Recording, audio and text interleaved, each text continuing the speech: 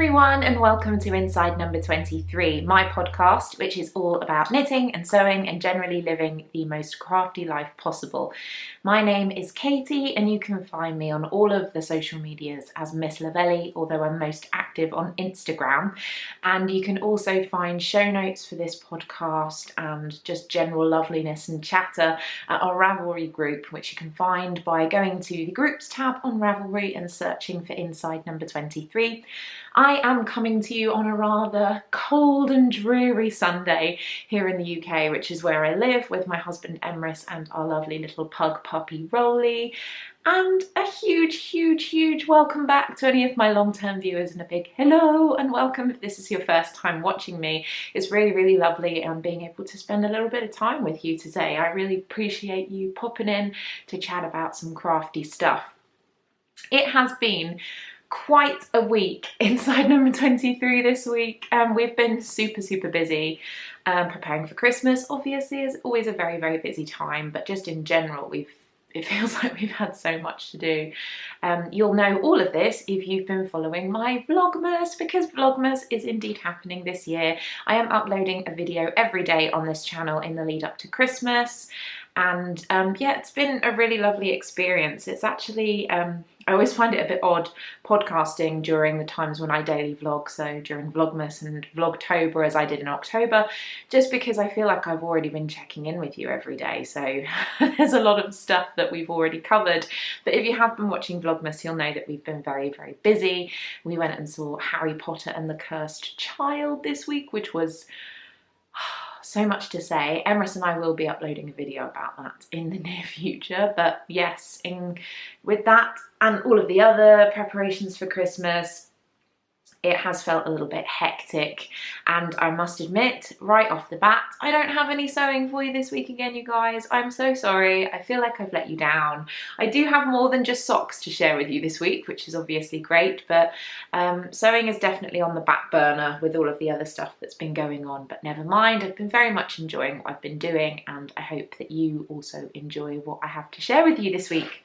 I've got my special festive mug out this week. I know that last week I was wearing my Christmas jumper. This week I have my Christmas mug. I bought this while we were in Florida. This was from Pottery Barn. So all of you guys who have Pottery Barn near you, you could still get hold of one of these, I believe. A little explanation for the change of scenery as well. I've been trying out a couple of different locations for the podcast recently, just because I like to mix it up. It makes things interesting for me as well as for you. But I'm actually podcasting from the study in our house.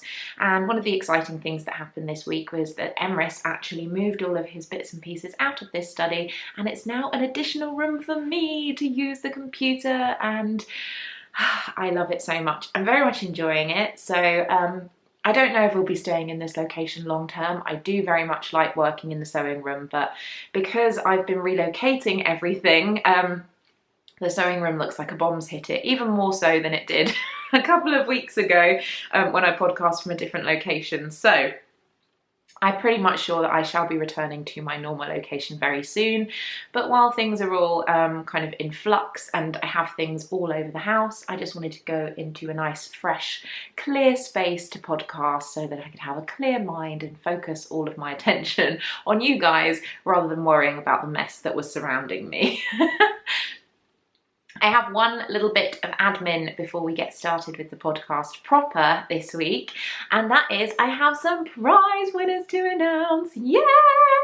How exciting. So I was co-hosting a Colour KAL with the incredible Marsha of FairyLittle. She is incredible. She managed to do all of the beautiful colour work in the world. I basically did nothing. I feel like a bit of a failure, particularly when I look through the thread that we had in my Ravelry group for the Colour KAL. Oh my goodness. I'm just overwhelmed by the amount of talent that you guys had, and the support that you showed each other was wonderful. But seriously guys, go over to the Ravelry group and take a look at the Colour KAL thread, because you cannot help but be inspired by it. It was utterly incredible. But I do have a couple of winners. I didn't have a finished object thread for the KAL in my Ravelry group this time. I just wanted to make sure that everybody was stood a chance of winning a prize, but I drew a couple of numbers at random And it just so happens that both the individuals who were chosen actually did produce finished objects for the KAL. And so I have a couple of lovely prizes to share with you. These are prizes that I've had in my possession for quite some time. Some lovely generous people sent these to me a little while ago, and I'm really, really excited to finally be able to share them with you guys. So the first prize was donated by Yarn Seller Studios, and it is this beautiful project bag which is covered in this gorgeous kind of creamy orange print fabric with little honeybees and honeycombs. It's gorgeous.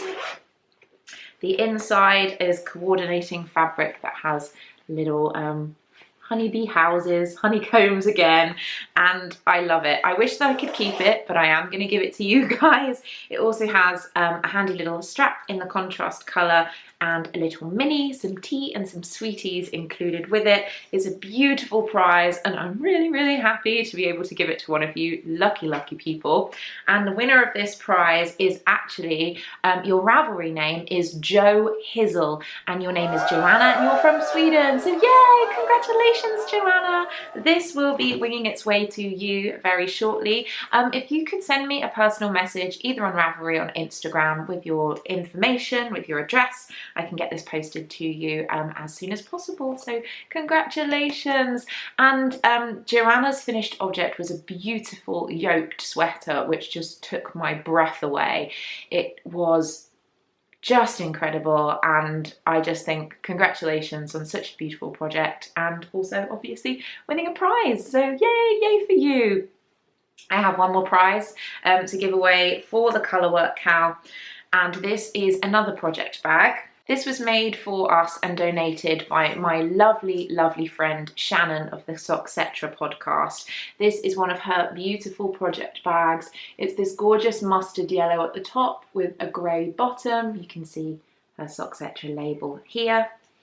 And the inside lining is just gorgeous. It's this beautiful pink floral gorgeousness. It has a lovely contrasting zip as well. I just love everything about this bag in terms of the colours. It is really, really gorgeous. I love it, love it, love it, love it. And I will also be popping in a couple of tea bags, some sweets and some little mini skeins with that to make a complete little prize package. But the second prize winner is, your Ravelry name is Pipo de Bois. And your name is Claire, and you are from France, so congratulations, Claire, yay! Claire also posted a finished object in the York KAL thread. It was a beautiful, I'm not sure if it's a scarf or a cowl, but it is stunning. I absolutely loved it, and I want to cast on one myself. I will link to both of your projects if I can in the show notes, just to share them with everybody, because both of you did incredibly well. But Claire, as I said to Joanna, please drop me a personal message with your details, and I will be able to get your prize sent off to you as soon as possible. So yay guys, what a lovely way to start the podcast with some prize winners. It's just really, really, really, really, really, really, really great of you all to take part in the KAL. I appreciate it so much. We are KAL-less at the moment for this kind of space between now and the new year. I do have some very exciting plans for some great KALs that will be taking place soon, but I'm going to be talking about those at a later date, not today. So for now, let's just enjoy the fact that we don't really have any responsibilities, no deadlines to knit for, nothing like that, just pure knitting enjoyment. But yes, thank you Marsha for co-hosting this, or basically carrying the whole load of the KAL, because you're incredible. Thank you to everyone who got involved, and congratulations to our two prize winners. Yay! Okay then guys, all admin set to one side. I think we should get started on all of the knitting goodness for this week, and I'm going to start off with, what am I wearing? And yes, I am wearing one of my favourite hand knit sweaters, my gloriously wonderful Sophie Cardigan. This is a pattern by Jennifer Wood, whom I absolutely adore as a designer. I think all of her designs are incredible. I want to cast on so many more of her projects, but I do have, as you know, quite a few sweaters to get off the needles before I can even contemplate casting on anything new. But this is my Sophie Cardigan. I made this for my birthday, and it is made out of John Arbon in their Viola. I'm covered in pug hair, so if you see me picking, that's why. This is their Viola base, and it's in the colour Aquarius. And if you can see here with this slightly awkward close-up, it's covered in the most gorgeous cabled lace patterns, and I just adore it. I think it's incredible. By far one of my favourite projects that I've actually worked on this year, I think, is my Sophie cardigan. I just love it. It's so pretty.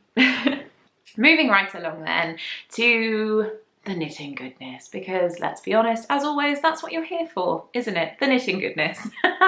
And I have quite a few whips to share with you this week. No finished objects, no half objects, unfortunately.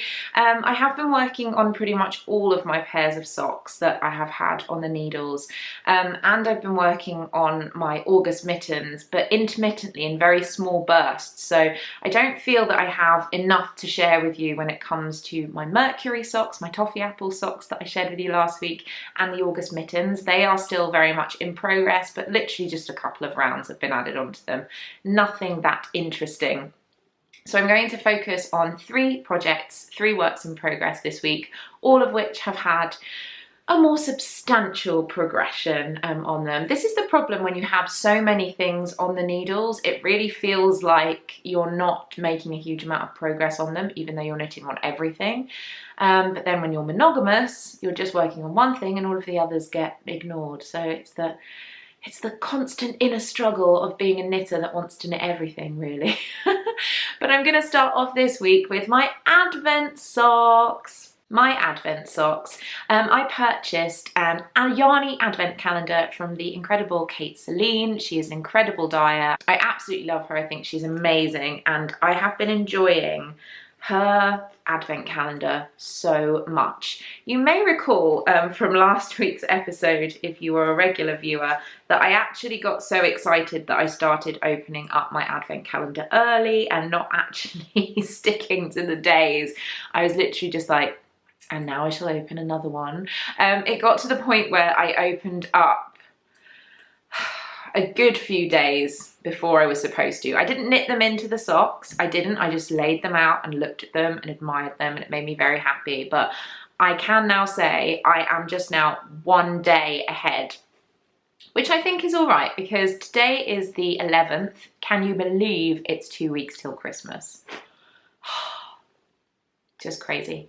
Can't believe it's 2 weeks till Christmas. That's crept up very, very quickly. But today is the 11th, and I have only opened up till the 12th of December. So I am, again, just 1 day ahead. I haven't gone any further than that. So I feel like I'm behaving myself a little bit more, because I feel like I'm allowed to go 1 day ahead, because this podcast is going to go up on Monday. I said this last week. So it's only fair that I show you all of the colours, like right up to date, up to Monday, isn't it? But anyway, let me just show you how I'm getting on with these gorgeous socks. Here they are. So this is my first of my Advent calendar socks. Isn't it incredible? I love these socks. I love them. Look at this. So last time I shared these with you, I was around about here. Since then, I have added on all of these additional colours. So this is kind of, I would say, a grey base with little strips of red and yellow and orange in it. I then had this really subtle kind of pinky grey with a bit of white, this blue grey, this beautiful, I almost think of this as like tutti frutti colour, because it's pinks and reds and orange, but it does have some little specks of green. This incredible hot pink and purple, which just reminds me of Pygmy Puffs from Harry Potter. And then surprisingly, this really subtle one, which is almost all natural, with a couple of tiny specks of hot pink and blue. And also, because I've inserted my heel, this colour is just gorgeous hot pink and orange and amazingness. So yeah, that is the Advent sock as it is so far. In terms of my second sock, I'm not quite as far gone as this one. I have only got up to the kind of tutti frutti colour. I still have to add the pygmy puff colour and the very nice subtle neutral colour. Whoops, I'm throwing things. But these are my 2 socks and I absolutely love them. I also forgot to mention I'm using these Progress Keepers. I have these beautiful little enamel bee Progress Keepers. That one's black and white. And this one is all kind of baby pink and blue and white, which is beautiful. And these were actually gifted to me by the incredible Michelle of the Love Little Map Etsy store. And a lot of you said that you liked them, so do check out her Etsy store. She is so generous, sent these to me as a gift. I absolutely love them. I'm really happy to have them on my Advent socks, just marking my progress. They make me very, very happy. In terms of the construction of these socks, I'm using a 56 stitch count. I am also using 12 rounds of each of the individual colours. In terms of the heel that I used, I put in a Fish Lips Kiss heel, which I must admit, and tell me if you've ever experienced this, anyone else who knits on a 56 stitch sock, the heel itself feels tiny.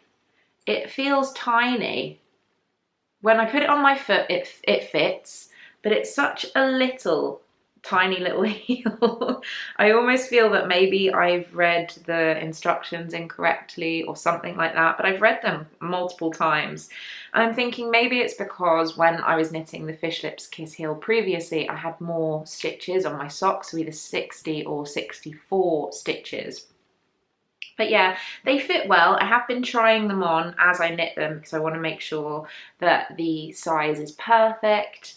And I'm just really, really enjoying them. I'm knitting these on 2.25 higher sharp needles, which were new to me last week. And I love these needles. They are incredible.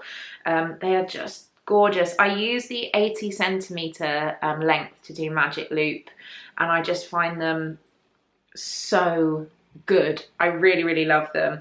I'm going to find it difficult going back to my Knit Pro Symphonies, my wooden needles, after using these. So far, I have stuck with 56 stitches for the entire sock, but I am, like I said, trying them on as I go. And if they start getting a little tight, because I know that they are going to be going up relatively high up my calf, because obviously I've got, you know, this is number 12, so I'm going to have another 13 colours to go up the top of this sock. So they are going to be relatively tall by the time they're finished. So I might add in a couple of stitches if they start feeling a bit snug around my leg when I'm trying them on. But they're just so much fun to work on and they make me so happy. And they're just a little treat every day to sit and work on these. They're just brilliant. I love them. And yeah, that's the 2 of them. They are currently being housed in my Socksetra project bag, which Shannon made for me, and I love it. It's not obviously a kind of Christmas themed bag, but it was made with love by someone that I love dearly, so that's just as nice as having like a festive project bag as far as I'm concerned. So yes, very much enjoying the Advent socks as always. The sock monster has not left me. I am still very much obsessed with sock knitting and it's pretty much the only thing that I want to be working on at the moment. So surprisingly enough, my second work in progress is again a pair of socks. I've been working on my 2 at a time, first ever 2 at a time socks in the Yule Ball colourway from the incredible London House Yarns, and here they are. I still love these, but I must admit I did have a bit of an argument with them this week.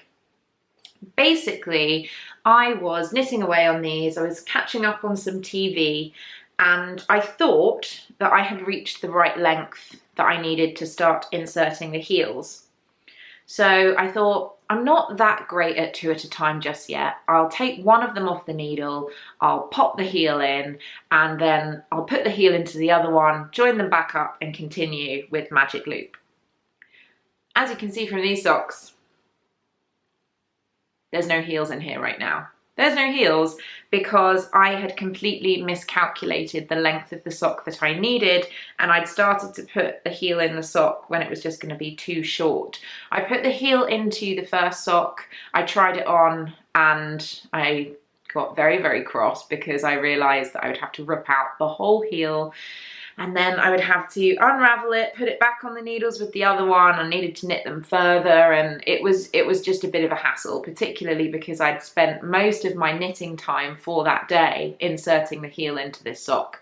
And I don't know about you, but I don't have a huge amount of knitting time around my day-to-day job, and so it's very precious. So when I realise that I've done something that has taken that time away and I don't have anything to show for it, I get very cross.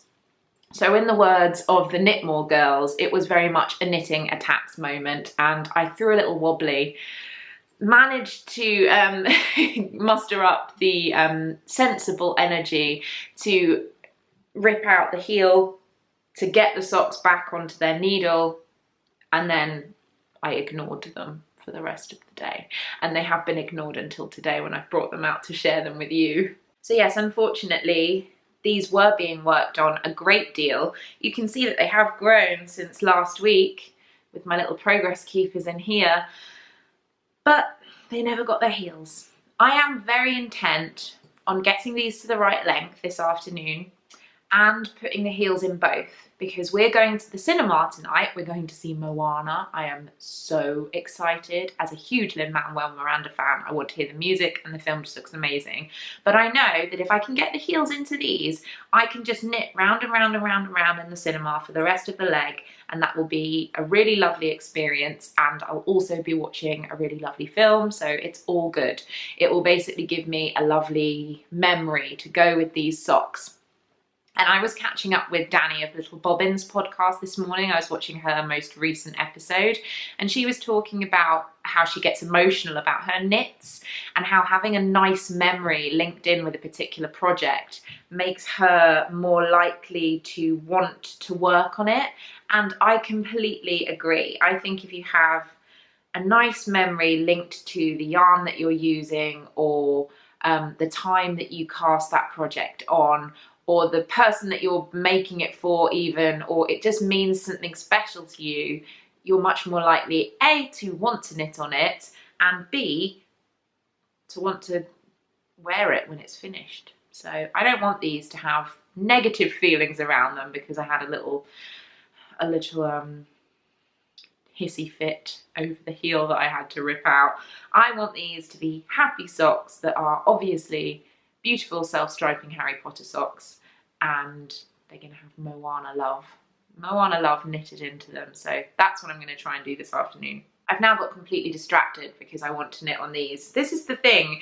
Every week when I start taking projects out of the bags to share them with you in terms of what I've done, I go, ooh, I could just knit on that for a couple of minutes and no one would know because I could just edit it out afterwards, but then I'll end up sitting here for 3 hours instead of just like 1. And I can't do that because I've got a lot of other stuff to do. Christmas is coming. This is also living in my little Kids in Space project bag that I sewed up myself. This is the first project bag that I ever made, and it's still one of my favourites. I just love the colours. It's so cute. My final work in progress that I'm going to share with you this week has not made an appearance on the podcast for quite some time. It has been languishing, and to be honest, I think it was languishing because it just wasn't the right time of year to get it out. And I was inspired to get it out because of the amount of people in the podcasting world and in the Instagram world who have started casting on new blanket projects.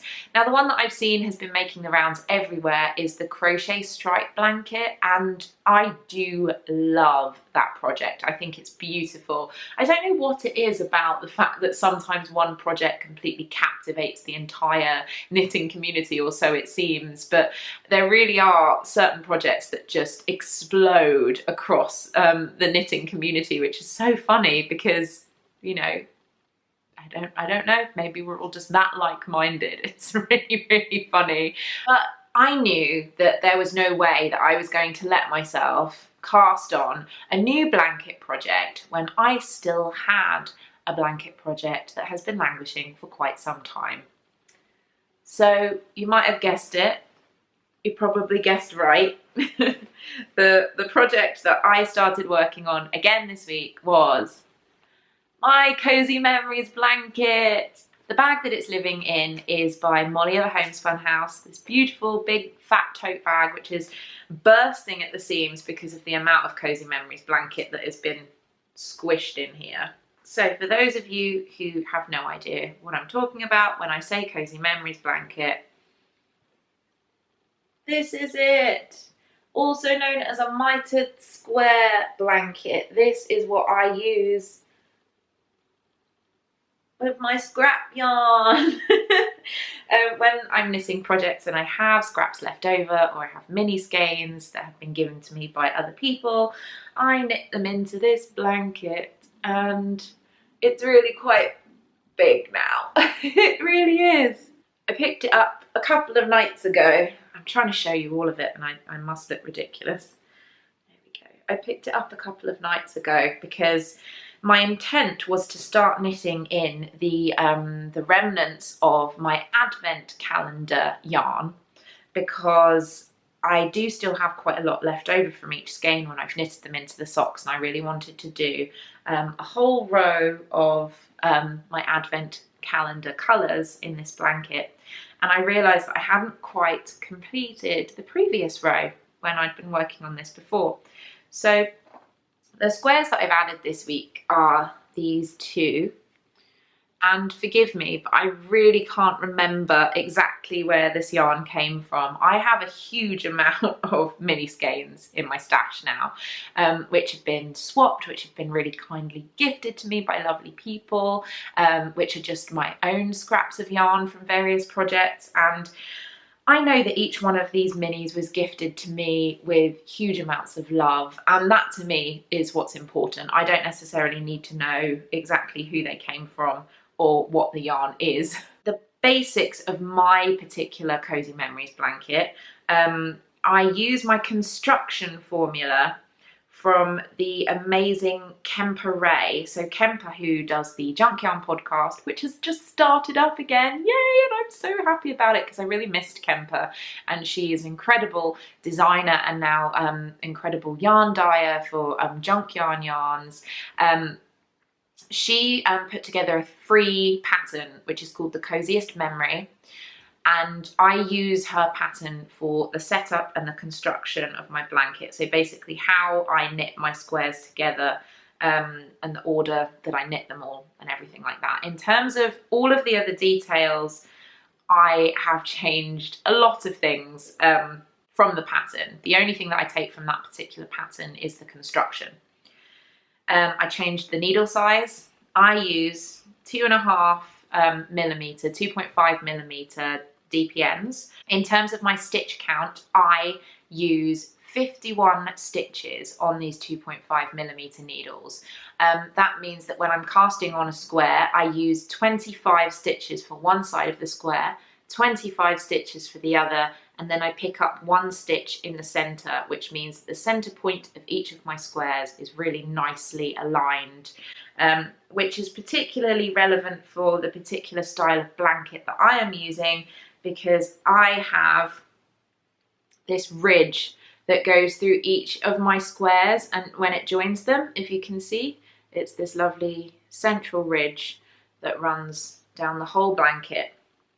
And therefore, by picking up that middle stitch, I guarantee that that line, that little center ridge, goes smack bang down the middle of all my squares, which makes me very, very happy with my slightly perfectionist tendencies. In order to get that rib, you need to do something called a central double decrease. It's something that loads and loads and loads of people have done this. It's not something that's unique to my blanket, but the center double decrease basically means that when you get to your central 3 stitches, you slip 2 stitches knitwise. So you slip those together knitwise. You then knit the 3rd stitch and pass those 2 stitches over the stitch that you've just knit, and it gives you this really nice central ridge, On the wrong side of your blanket, you just knit, because this is a garter blanket as well, so all of the rows are knitted, but with that center stitch, because you've essentially decreased 3 stitches into 1, when you reach that central stitch on the wrong side, you purl that stitch, which gives you, again, a nice continuity when it comes to that central ridge. And it's lovely. It's really great. And that's my Cozy Memories blanket. I did promise you last week that I would be sharing with you more than just socks this week, and sock yarn blanket, that counts totally, right? That totally counts as more than socks, even though it's still sock yarn. But it's not socks, it's a blanket, and it's big and amazing, and I love it. But yeah, I've been working on that. I do wish I had like a whole day that I could set aside to work on this blanket. I really do, because I have a lot of ends that need weaving in that I haven't done, and I just want to kind of get up to date in terms of putting all of my advent calendar colours in it too, because that would just make me so happy.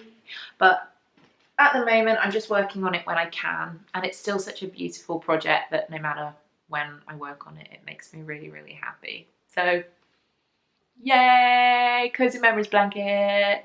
For the next segment of the podcast, it's a bit of a chunky one, I'm not going to lie. I was incredibly lucky this week in terms of some lovely things appearing through the post, some of which I was expecting because I bought them myself, and some of which were lovely, gorgeous surprises from friends of the podcast, which was just so generous. So this is kind of a combined segment of owl post and stash enhancements, because the way that I kind of distinguish between different things are things that I've bought for myself are definitely stash enhancements. Things that are appearing that I hadn't expected are very much owl post, because they are magical and they arrive through magical means. The owls bring them to me and they bring me much joy. But I'm going to start off this kind of squished together segment with the things that I myself purchased. So I suppose you could say that this is stash enhancement. I'm going to start with one purchase that I made recently that I did share a little hint of what it would be on one of my most recent Vlogmas videos. I am a huge fan of Jinx yarn. I have been for an incredibly long time. I think that she is one of the best self-striping yarn dyers ever. I genuinely do. She also has an incredible podcast, the Dyer's Notebook podcast, which I love. Lara of Jinx Yarns is just amazing. I think she's incredible. So fangirling to one side, I'm a huge fan of what she does, but every year around Christmas time, she dyes up some really, really lovely festive colourways. And every year or so, it seems, I end up missing out on them. This year, I had my heart set on getting a skein of Gingerbread House. And no matter how hard I've tried, I have been cart-jacked about 4 times. I'm going to keep trying. I'm not going to stop trying. I'm going to continue to try, but it seems that Gingerbread House is just not in my at least near future. But because that kept happening, there was another colorway that Lara dyes up that I thought, if I can't get Gingerbread House, I'd still really, really, really like to get my hands on that.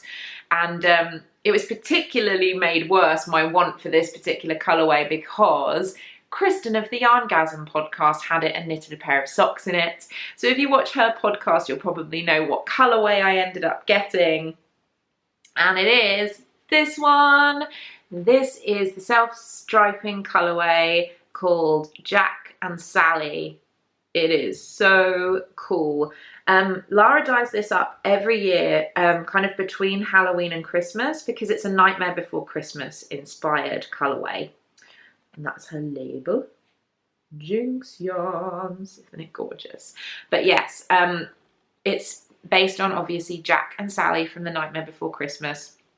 And in terms of the stripes, you have 4 rows black, 4 rows white, 4 rows black, which is Jack. Then you have 4 rows blue with speckles, 4 rows reddish brown, say that quickly and 3 times, I dare you, and then 4 rows blue with speckles again, which is the Sally stripe. And I just love it. I love it so much. It just, to be honest, I love bright colours and beautiful kind of over the top colours. can't think of a better word than colours apparently today, but my heart is really made happy by these kind of cool autumnal tones, and I just know this is going to make the most incredible pair of socks, and I love it so much. I'm really happy, basically, to have got my hands on this. I am still a bit gutted that I still haven't got Gingerbread House, but like I said, I'm going to keep on trying, and if I don't get it this year, I'll just keep trying again next year. You know, it's one of those things, and the day that I do get that colourway will just be made all the more happy by the fact that I have it, so that's fine. But in the meantime, I am so happy to have this, because this is actually my first ever self-striping from Jinx Yarns, because I have a couple of other colourways that she's dyed up. I've never had one of her self-striping colourways before, so I'm really happy to be able to add this to the stash. I have been completely addicted to looking at sock yarns recently, because I am, you know, I am the victim of the sock monster right now. All I can think about is knitting socks. I know that these are going to make the most incredible socks, which means that I want to cast them on now, but I'm having to try my hardest not to allow myself to cast those on just yet. Even when I'm trying to be good and not necessarily spend all my money on sock yarn, you guys always find a way to help me out, because I've had a couple of messages recently with people telling me when some of my favourite yarn dyers are uploading new skeins of yarn, and I absolutely love you for it, thank you, but my bank balance isn't happy about it. But basically, I received a message on Instagram from Down Home Pearl, who is Kelly. So hi Kelly, if you're watching. And Kelly sent me a message and went, this particular yarn dyer has just uploaded a load of stuff in this shop. And this particular yarn dyer, I'm so excited, is not someone who uploads on a regular basis. I'm not gonna lie, I went a little bit over the top and bought not one skein of yarn, but two, because I can never have too much of this dyer's yarn in my stash. And I ended up buying 2 skeins of colouring book yarn.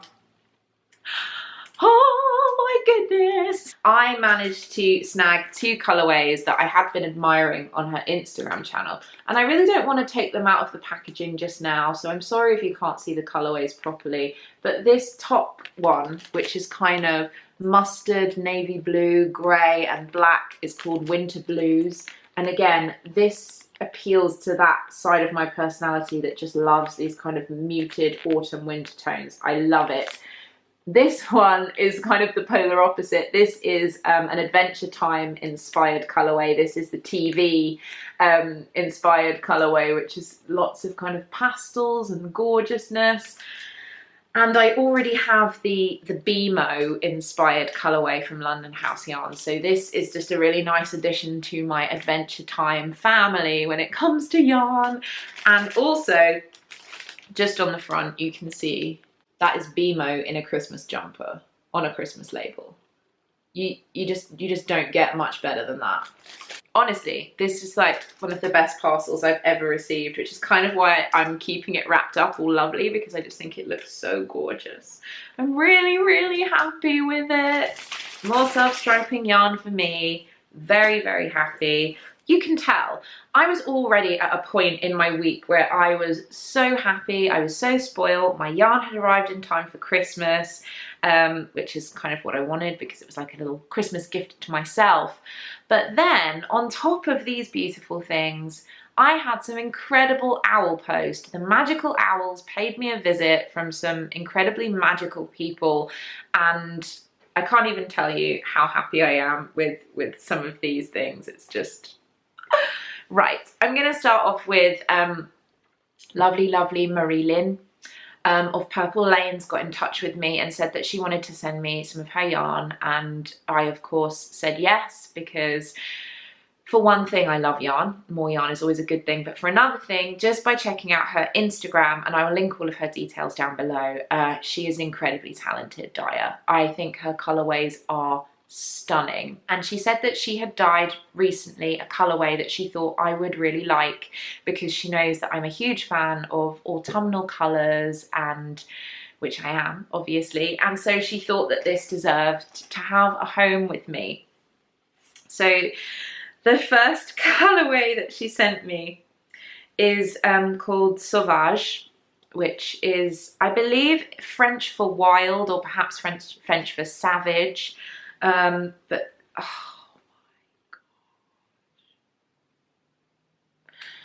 oh guys, look at this. Look at it. Oh, it's beautiful. So it has these emerald greens, burgundies, this beautiful kind of creamy brown, speckly, incredible gorgeousness. Some little parts of it as well, like in here where the burgundy is kind of dispersed slightly. It's almost gone mauve with the brown. Oh, this is just... it's just everything that I want in a skein of yarn. It really, really is. It's in her merino glitter base, which is merino, nylon and stellina blend. And I just love it. I mean, you have my number, Marie. Like, you have my number, because this is just everything that I would want in a skein of yarn. It is stunning. And on top of that, it has stellina. And I love stellina in anything, but I just keep thinking how beautiful this would look in a pair of Mercury socks. Just this colour, all knitted up in those lacy socks, would just be something that I would wear all the time. I think it's beautiful, and it's just perfect for me. Look how well it goes with my jumper. It's so cool. But on top of that, she didn't just send me this. This we had kind of talked about, and I was expecting that this would be in my parcel.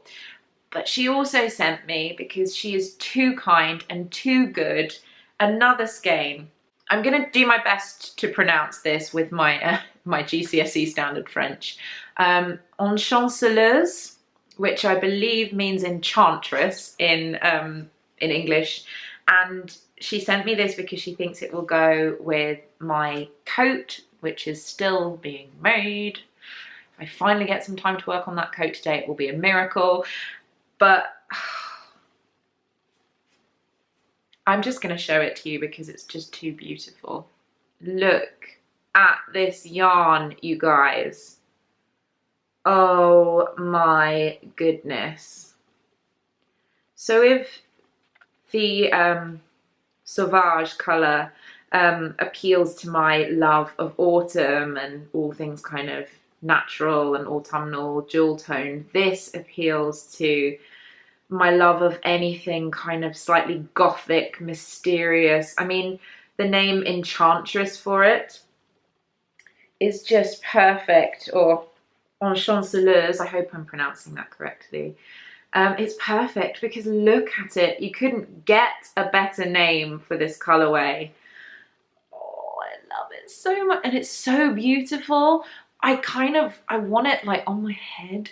Oh, it would make such a good hat or a scarf. Like, it's so beautiful, but I can't just make socks out of this. I can't. That would just be a travesty to do that. I'm gonna have to find something so that I can have it near my face, because this, although I do love that near my face, this is socks. This has socks written all over it. This just will be the most beautiful pair of socks, but this, I need it on me in some way. You know, you need it. I'll just wear it. They're beautiful. I really can't believe, Marie, that you managed to encapsulate pretty much my entire personality in 2 skeins of yarn, but you did, and I love them, and I'm so grateful for them. On top of that, in the parcel, Marie also sent me some beautiful little bits for my journaling, for my bullet journal and my knitting journal, and I can't wait to use them, so thank you again. But I wish that I had better French. I wish my French was better for you so that I could tell you in your own language, your beautiful language, because I adore French, just how much I love these. Ils sont superbes.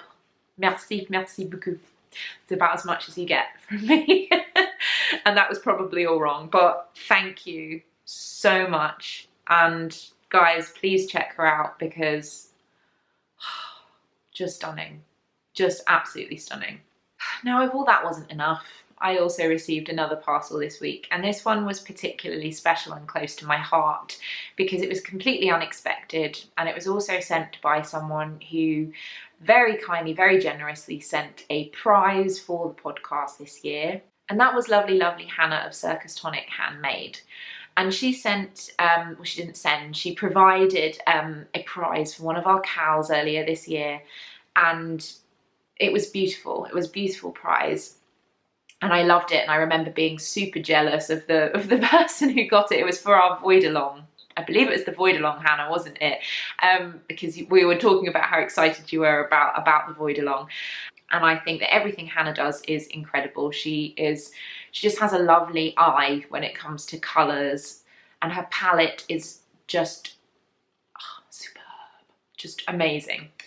So I received a package in the post this week, completely out of the blue, unexpected, and it also had an English postmark on it, so I was not expecting something that was sent from Australia, but Hannah very sneakily sent this package with a friend of hers who was going to be working in the UK and managed to post it here as opposed to having to post it all the way from Australia, which is just amazing. I was really just thrilled for you as well, because I know the trials and tribulations of posting things a long way away.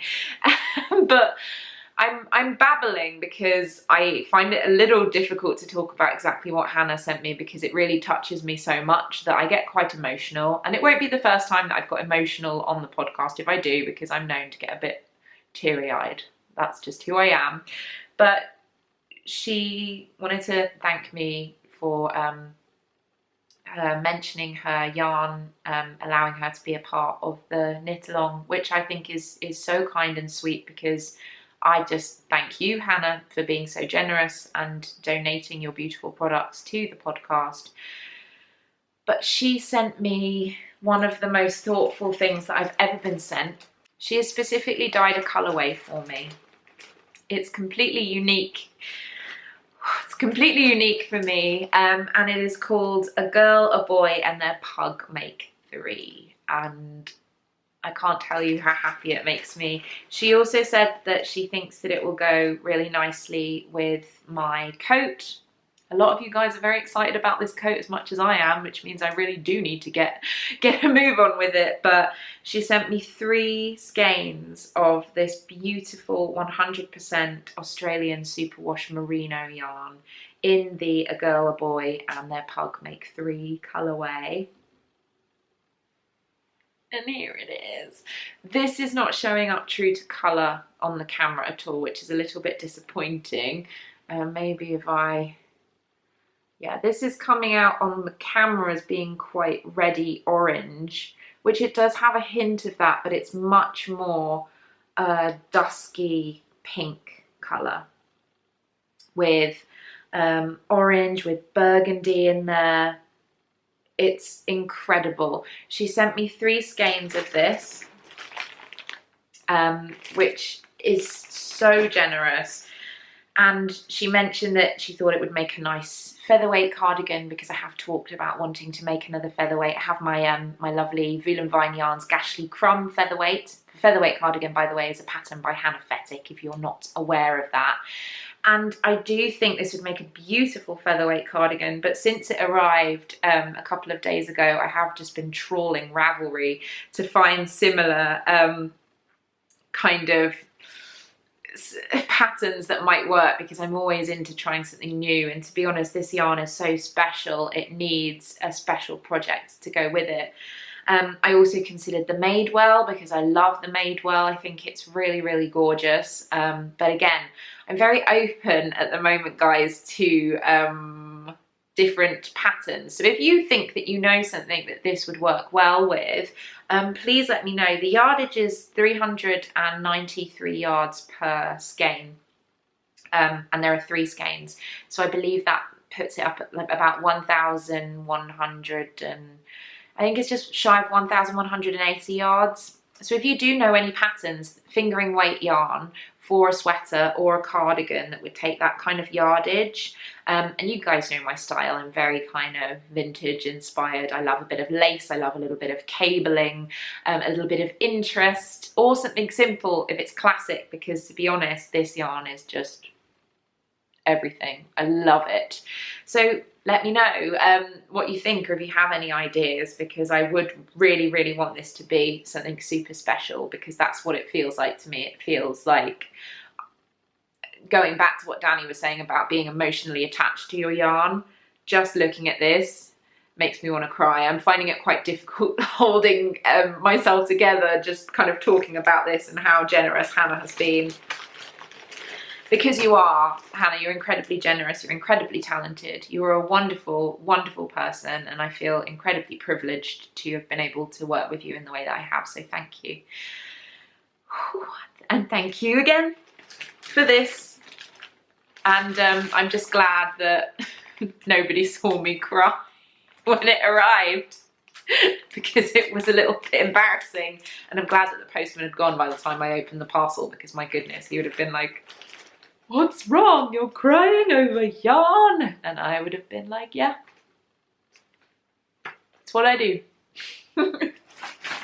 Oh goodness, guys, that was all of the stash enhancements and all of the owl post and all of the whips and all of the yarny goodness, and my goodness, wasn't that a lot? It was a lot, let's be honest. I have been so lucky this last week in terms of everything that I've managed to get my hands on.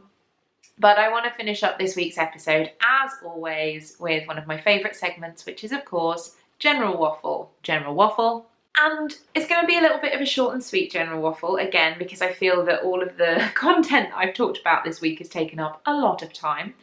But I basically wanted to talk about upcoming events and bits and pieces. So I am going to be attending 2 big yarny events in the near future. I've talked about them both on the podcast previously. I'm going to be going to New York in January, in less than a month. Can you believe it?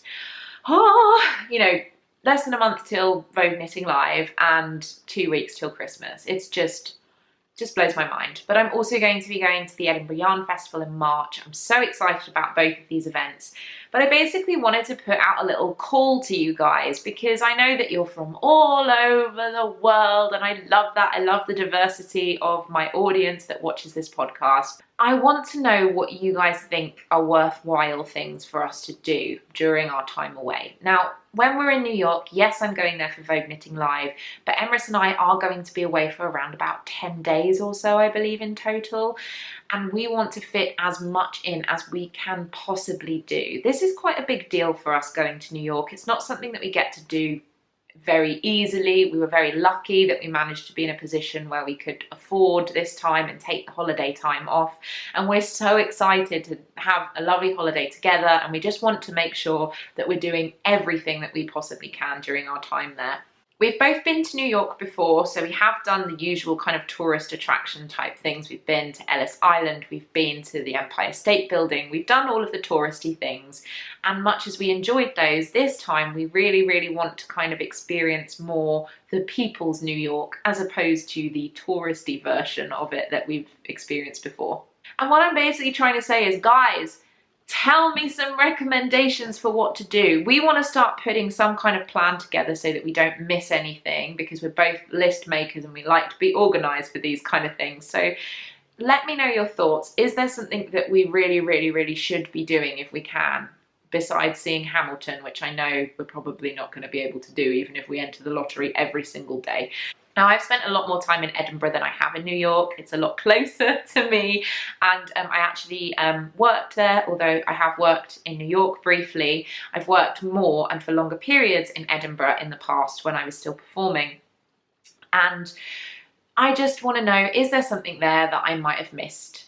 Particularly yarn-based things. I was not in a big knitting period of my life when I was last in Edinburgh, and I just want to know, for people who live in and around Edinburgh, what are your favourite things to do? Tell me the local secrets, because that's the thing that I am most excited about with both of these trips.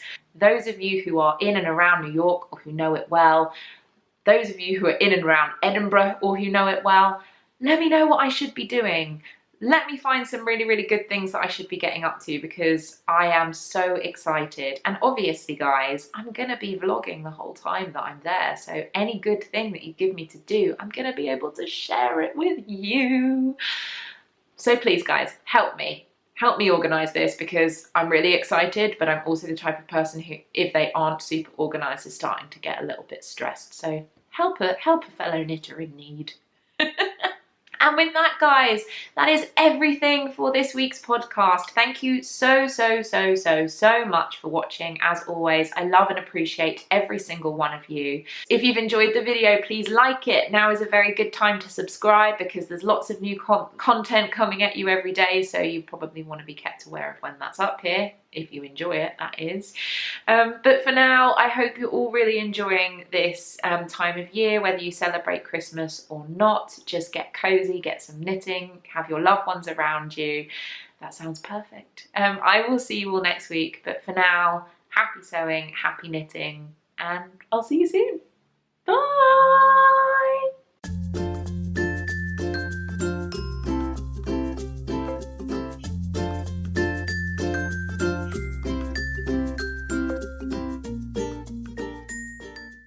And as always the way, by the time it gets around to me actually being able to drink this tea, it's gone cold.